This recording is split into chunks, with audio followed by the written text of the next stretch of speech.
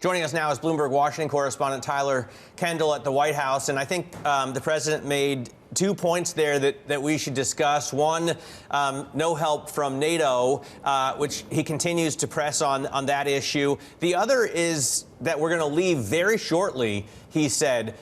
What do you hear, Tyler, that the president and his colleagues want to see in Iran before they can leave? What do they need to see before they can say, mission accomplished?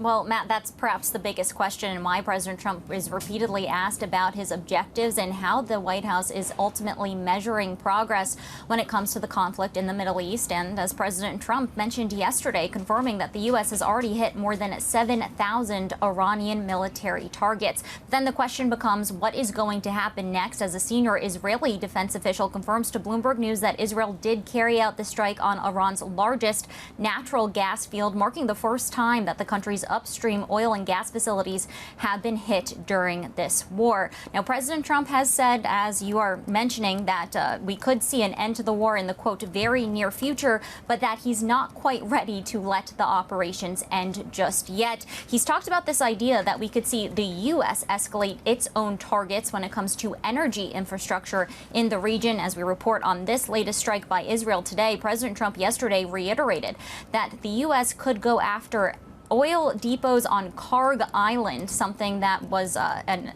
major oil export hub that was hit last Friday by the U.S., but really maintained that the U.S. went after military targets but left that energy infrastructure largely intact. This would be a major escalation. If you look at the data, just for context here, Karg Island exports nearly 9 out of every 10 barrels of Iranian crude, but the latest imagery analyzed by Bloomberg News shows that for the most part, those loadings have continued basically undisrupted. So it really appears that the Strait of Hormuz and getting that reopened has been the main focus of this White House recently. And as we get more and more threats that we could see energy infrastructure targeted, Matt and Danny, as you heard from the president there, he has been really criticizing our NATO allies, but it of course goes beyond NATO allies. Tomorrow we're going to have the Japanese Prime Minister Takaichi here at the White House. And I can say that I just caught up with the U.S. Trade Representative Jamieson Greer within the last hour, who told me that trade negotiators made it very clear to China during trade talks earlier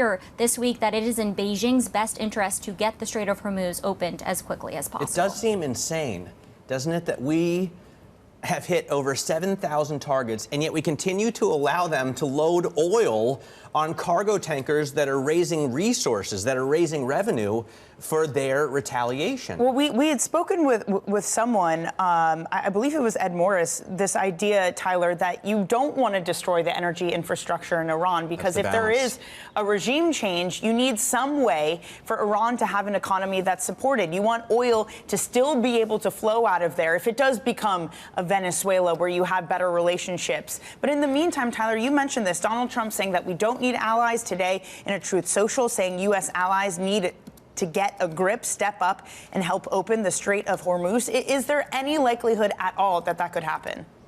Well, at this point, Danny, yesterday, President Trump, I think it's fair to say, sidestepped a question when asked directly which countries the U.S. is still in active talks with to reopen the Strait of Hormuz. And instead, he decided to tout bilateral relations between the U.S. and countries in the Middle East. But this has really been putting perhaps a finer point on what has long been strained relations between the U.S. and traditional allies when it comes to defense spending, as our own analysts at Bloomberg Economics say that our European allies in particular are constrained by capabilities and politics, but also this concern that the White House could disengage when it comes to the war in Ukraine if they don't step up when it comes to the war in Iran. And I just bring that up because yesterday, President Trump, unprompted multiple times, brought up the war in Ukraine, saying that the U.S. has helped in Ukraine, but our allies aren't helping when it comes to Iran. So that's another thread just to follow here. But you're exactly right. At this point, the president had indicated earlier this week that Secretary of State Marco Rubio could be putting out a coalition. But at this point, we've heard from many allies that they're ultimately wary, including the French President Macron yesterday, who says there needs to be calmer situation in order for France to deploy assets to the strait.